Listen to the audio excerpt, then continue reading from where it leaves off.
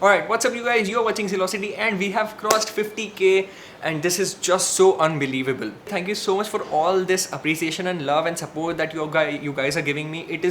I'm immensely grateful for it, and I really wanted to celebrate this and enjoy this moment with you.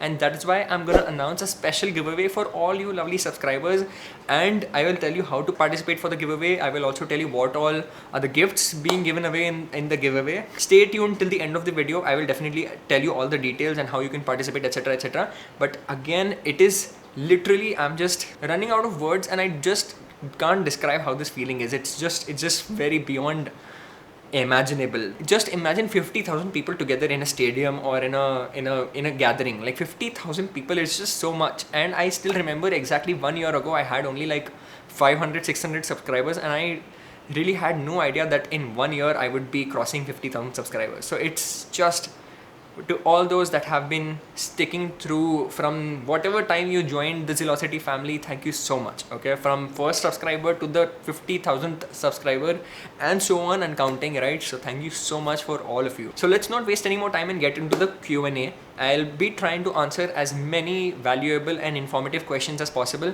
and stick to the end. If your question might not be answered, you will still get value from others' questions, right? So I would really appreciate it if you stick till the end, and also for the giveaway. Number 1, Mohini Survatkar asked, which oils are healthy? Please do include this in your Q&A. Okay, I did hear your voice and I did listen to you, Mohini. Now, which oils are healthy? Now, this question needs a little bit explaining, and you need to understand the background of oils first. Okay, oils matlab kya? These are basically fat sources that we use for cooking. There are two different types of fats: unsaturated and saturated. And if you see the saturated side, there's ghee, there's coconut oil, there's lard oil, there's butter. So all of these are saturated fatty acids. Okay, if you see unsaturated, you get further two categories into unsaturated: monounsaturated, which is basically olive oil, mustard oil, avocado oil, groundnut oil. They have mostly monounsaturated fatty acids. And if you see polyunsaturated, then in the polyunsaturated category you get sunflower oil, sesame oil, rice bran oil, safflower oil, soya bean oil, etc. Right?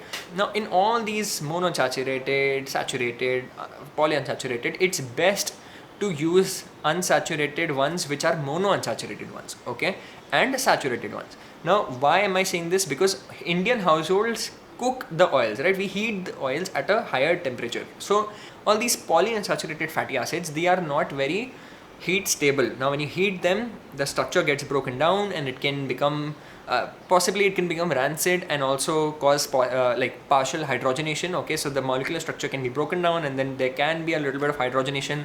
But hey, some studies show that it's fine to use, some studies show that it's not fine to use. But anyway, logically, if I tell you, it's not bad to use the sunflower, safflower, etc. They're not bad to use, but it's better to use monounsaturated oils or saturated fats, okay, जैसे ghee, coconut oil, or olive oil, avocado oil, mustard oil, etc. More importantly than the quality of oil, it's important to look at the quantity of oil, because if you think that olive oil is healthy and if you add like 50 tablespoons of olive oil to your food, it's not going to be healthy, okay?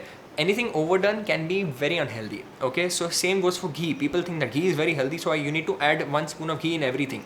No, if you're already cooking in ghee and if you're adding more ghee on top, then it's just overdoing ghee. You can literally be going overboard in your calories. So end of the day, it's just extra calories that you're getting, right? So jitna cooking mein use ho raha hai, that's fine. But if you're adding more ghee or more butter or more olive oil on top, then you're just essentially just adding up to the overall calorie intake. And if you're not taking care of your overall calories expenditure as to what you're burning and as how much you're consuming, then you can just go haywire, and if you're on a weight loss journey, it can be troublesome. And just imagine this, okay, if I give you an apple and if I ask you to eat it, will you be full after the apple? Probably yes. But if I give you just a tablespoon of ghee and if I just tell you to drink that 1 tablespoon of ghee, will you be full after the ghee? Probably not, right? Why is that so?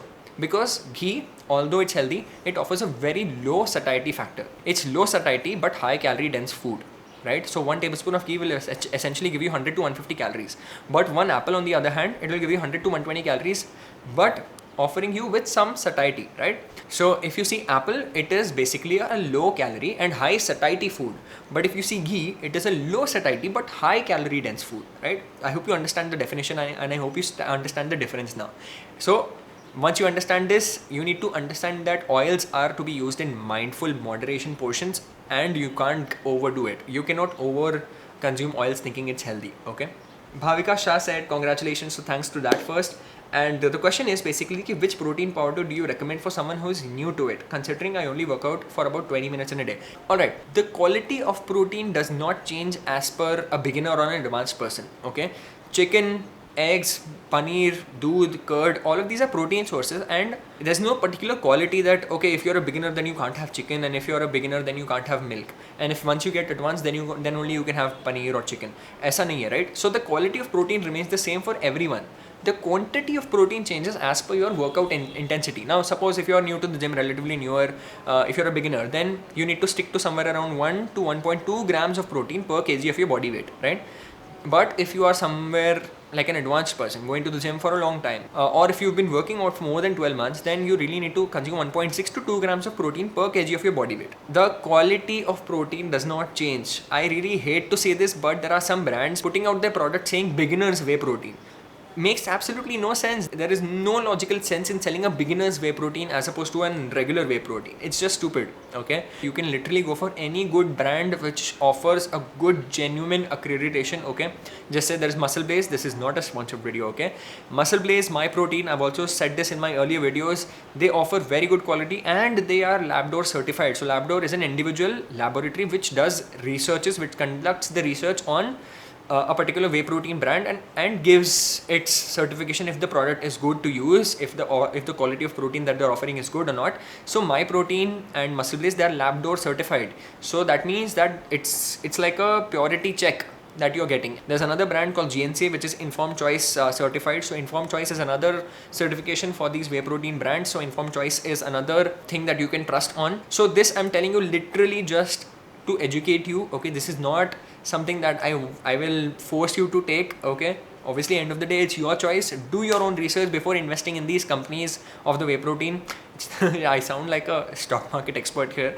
I mean ki when you purchase a product, you should be mindful and aware of what you're purchasing it. Matlab, if you're getting a whey protein, you should know ki kitna protein aa raha hai per scoop, what is the product giving you, which quality protein, is it whey protein concentrate, isolate, why is it costlier than other brands in the market, why is it, etc, etc. You get the point, right? So my main thing is before investing your money in anything, do your research. It's always best to do your research, but I have given you the easy points in the video. If you want to trust me, then you can go for the brands I've mentioned. Shambhavi said, many congratulations. Thank you for that, Shambhavi. The question is, how does one feel motivated every day to get their workout done and not have urges to snack? Alright, so this is a question that you really need to ask yourself. It is that why are you doing it? If it's workout, then why do you do a workout? Why do you wake up in the morning and brush your teeth? It's for your dental hygiene, right? Obviously, कोई ऐसा दिन होता है that sometimes you wake up in the morning and forget to brush? Absolutely. Maybe others don't do it, but I do it. कभी-कभी 10-15 दिन में एक बार I wake up and I forget to brush my teeth. Happens, it's okay. But do you always forget to brush your teeth? No. Sometimes missing out is fine. But why do I do it regularly? Why do you brush your teeth in the morning regularly? Why do you drink water whenever you're thirsty regularly? Because it's for your own health, right? You are doing it because you know why you're doing it. Do not do anything mindlessly. This is something that I would like to tell you. If it's working out, ask yourself why you're working out. Why do you want to work out? Why do you want to go regularly to the gym? Because for me, the answer would be I enjoy myself in the gym. I enjoy myself getting fitter. I enjoy myself getting stronger. These are the main answers that I get for my question. Now, if you ask me, why do you make YouTube videos? I get the fun out of it. It's my passion. I enjoy talking to you in the form of videos. I enjoy giving information. I enjoy doing research, etc, etc, right? So ask yourself these questions. Why are you doing it? Before doing anything in life, do not do anything mindlessly. Okay, it will not give you the right desired outcome if you really just do it mindlessly. Okay, and please be consistent. That's the only way you'll ever achieve your goal. And keep small short-term goals. Just say if you start learning a cycle, then first few days you'll definitely fall. So the first goal is to not fall and balance for at least 100 meters. Then the next goal should be 200 meters. Then the next goal should be 500 meters without falling, right? So that's how you chote goals you set for yourself, and then you break it constantly, and then you have bigger goals in mind, right? Over a period of time. Over time, you get better. So you have to be consistent. Angeline Jennifer asked, congrats bro. So thank you so much for that. The question is how to calculate or estimate calories of outside food. Now this is something which is very, very, very, very hard and very, very difficult to do. I really cannot give you one answer, and this answer might not be the perfect answer for everybody. Okay, but I'll try to explain in simple terms. Now, when you go outside, it's very hard to actually know the quantity of oil that they've used, the quantity of rice or any food quantity or any food ingredient that they've used. Just say biryani. It's very hard to actually ascertain the amount of calories in a biryani because कितना quantity rice है, कितना quantity oil या ghee use किया है, कितना quantity etc. You can't know.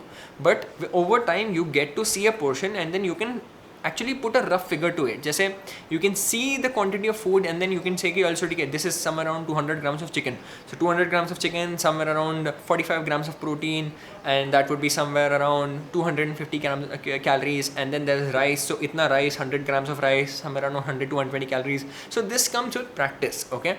But the best thing would be you have Healthify Me. I've spoken about it intensively in one of my videos. This is the video how to count calories. I've actually told you how you can use Healthify Me to your advantage, okay? So Healthify Me pe you have most of the foods you can search and input and have. Jaise, for example, here see, I'll search for Quality Walls ice cream. It shows Quality Walls ka kaun sa ice cream. If you search Oreo, it shows Oreo how many Oreos. If you search Marie Biscuit, it shows how many Marie Biscuit, right? If you search for idli, it shows idli, particular size of idli. If it's 50 grams of idli, how much calories would it have? How much protein and carbs does it have? So Healthify Me is a very good app for Indian foods, okay? But still, it is a shot in the dark, and outside food is never easy to calculate calories with. So you'll always have to estimate, but when you're eating outside, always choose foods which are not very oily, okay? Because any food that requires a lot of oil to cook, jaise paneer butter masala, obviously they'll be adding a lot of oil and then plus a lot of cream, plus a lot of butter, and then when you have naan, they add a lot of oil and butter on the naan as well. So that's when you can go very much higher on the calories. But if you take a salad, or if you have idli, or if you have a dosa, plain dosa, or a plain masala dosa, or a plain paneer dosa, all of these things are very easy to estimate. And 50-60 calories, if you're going overboard, it's fine, right? You don't always have to be spot on point decimal right with your calories. You can never be that, right? So even I don't do that. Nobody does that. But again, it comes with experience that you estimate closer. Let's say if you're an amateur, then you might estimate your outside food calories up to 500-600 calories, but actually it might be 800 to 900 calories. But then if you see me or any experienced coach, if it's somewhere around 800 calories, our estimations come 750 to 850 ke beech mein. So that's how you learn with time, right? So get in touch with a coach, learn, do your own research. That's how you will actually get good with estimations. And it's still hard, okay? It's still hard for me as well. So don't feel bad about it. Arpita Barik asked, Pelish, congratulations. Thank you so much for spreading amazing information. Thank you so much, Arpita, for this. The question is how to manage cheat days in weight loss journey. Now, this is a good question. Again, it relates back to the previous question that I answered. You don't have to incorporate a specific cheat day in your weight loss journey. To be very fair, okay? You can include small treats overall in every day, right? Just say, decide what you like eating. Pehli baat to you have to understand what do you mean by a cheat day. On every day, if you're having 1800 calories, and for a cheat day, if you're having 5000 calories, it's just stupid. Like you're breaking all the progress that you made all over the 5-6 days that on the weekdays, and the weekend you just mess it up real bad. So rather than going for a full-blown cheat day, I would always recommend going for small treats once in a while. Just say, for example, if you're supposed to have 500 calories for dinner, sometimes if you're having a treat and let's say you're having 750 calories, it's okay. Once in a few days, if you're having like 200-300 calories extra than what you have decided for yourself, it's alright. But what matters is next day you get back on track with the proper meals. And the day ka meal, if one meal is going a little bit higher in calories, you can balance your calories in the different meals, right? In other meals you can balance. So this is how you can mix and match and balance your calories. You don't have to have a cheat day, Okay, this is something that comes with experience. Again, you really need to understand portion sizes. Get yourself a weighing scale for your kitchen first. That's how you will be able to estimate calories better, and that's how you'll be able to understand portion sizes better. And then over time you will understand कि चलो ठीक है इतना rice is इतने calories and इतनी roti is इतना calories, and then peanut butter is इतना calories, and Nutella, if you like Nutella, then 8 tablespoon Nutella is how many calories, and then that's how you can accordingly incorporate these not so healthy foods in your plan, and just make sure that most of your foods are healthy. Little bit of unhealthy foods if you're having as a treat, it's fine in your overall calories. So it comes with experience, you'll learn it. Okay. FunTube asked, when is your birthday or how old are you? I am currently 24 years old and my birthday is 3rd November 1996. In a couple of days, in a couple of weeks, I'll be having my birthday. I'll also make a vlog on that for you all guys. Alright. Nachos with Naisha. Wow. Nachos with Naisha. Bhook lag gayi. The question is it really necessary to be doing cardio to lose weight? Because I love strength training and cardio just sucks. But I still try to include 1 day of cardio, HIIT, out of the 5 days I work out. Cardio is necessary for what? You need to understand that, right? Why are you doing cardio? For your heart health, for your respiratory function, for better respiratory function, for better breathing, for better longevity. Because just weight training alone is not the be all end all of fitness, as I always tell, right? If you just do weight training, you're just actually focusing only on the component of fitness which is called as musculoskeletal strength and muscular endurance. But with cardio comes more muscular endurance and more cardiorespiratory endurance, right? So if you see this, the 5 components of fitness, there's muscular endurance, there's musculoskeletal strength, there's cardiorespiratory function, there's ideal body composition, there's flexibility. So if you're doing just weight training and not doing cardio, not doing stretching, then it's essentially missing out on your overall fitness, right? So you're not completely focusing on your fitness if you're not doing cardio, or if you're not doing weight training, or if you're not doing yoga or stretching. Okay, so I would really appreciate if you could include cardio every day, not just 1 day. Rather than doing one full blown day of 1 hour of cardio, do 15 minutes of cardio over 5-6 days.